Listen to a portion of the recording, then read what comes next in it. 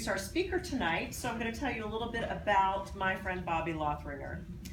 Bobby's been the University Registrar for TWU since 2011, so this is the person that really makes sure that you get grades and graduate. It's not me, it's him.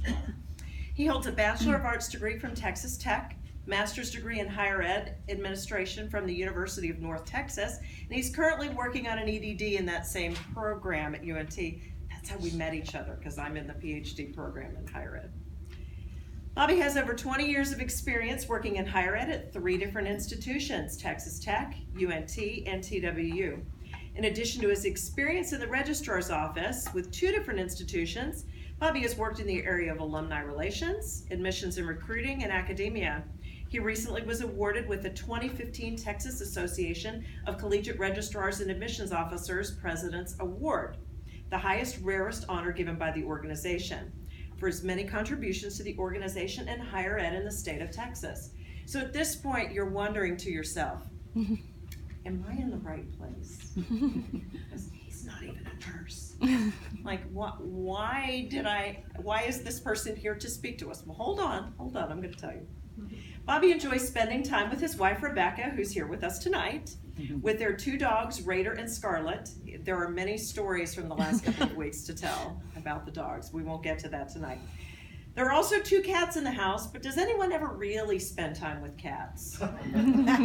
Therapeutic hobbies include motorcycling, jogging, passionately following the Texas Rangers, while non-therapeutic hobbies include attempting to play golf and watching, at the extremely passionate and unhealthy level, Texas Tech football. Yes. He's in the off season right now. That's how we could get him here tonight. Thank goodness. I remember this. His 15 seconds of fame came in the 1995 Cotton Bowl, when he and the Texas Tech mascot Raider Red made national news in an unfortunate confrontation with the USC marching band. Does anybody remember this? Oh my God. Bobby does. In his defense, he says the saxophone section attacked him first. He was just trying to protect the expensive costume. I first met Bobby at UNT, and I didn't know who he was. You show up for a class, and the first thing you do when you show up for a class is look around and see, do I know anybody? I didn't know anybody. So I'm looking around, and I see there's some guy sitting there, and he's got TWU folder, and I'm thinking, okay, there's my in. I'm going to know somebody. And then I heard his name. I was like, that person's been sending me emails for years. Like, I need to get to know him. He's somebody important. I had not known Bobby 15 minutes that day before he started spilling out with this story that he needed to tell me about nurses, about what nursing meant to him in a really important time.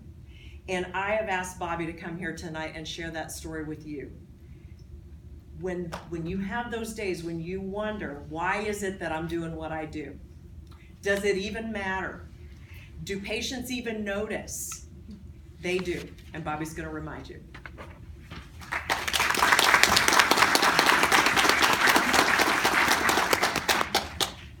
Okay, she gave me a time limit, and I am going to try to follow it. But I can be a little verbose, I admit.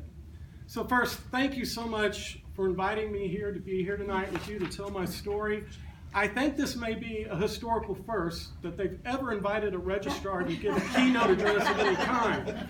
They normally don't let us out much. But in all seriousness, I am very deeply honored to be here and to share my story with you. So I want to tell you all very simply, I would not be here tonight if it hadn't been for a nurse.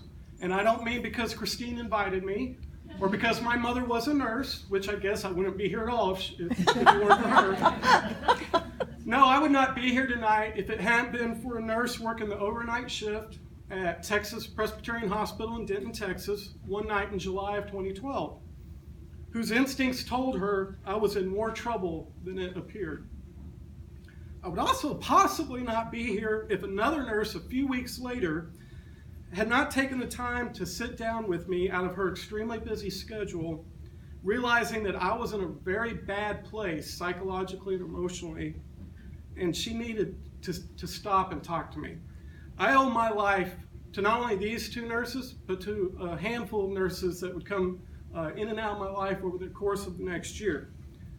But I'm sorry, I'm not comfortable talking about this story dressed like this. This is not appropriate, so indulge me half a second.